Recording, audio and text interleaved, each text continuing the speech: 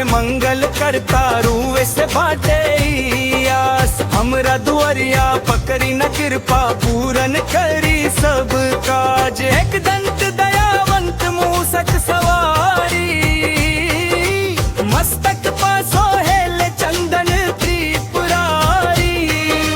रिद्धि सिद्धि लेके जब अंगना में आई चारों दिशा में आनंदवा छाई।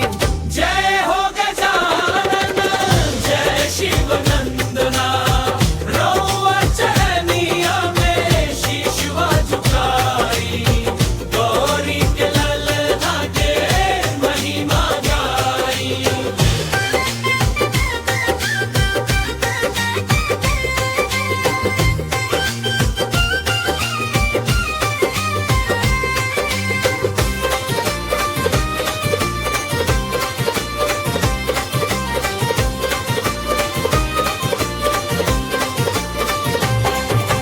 पान चढ़े फूल चढ़े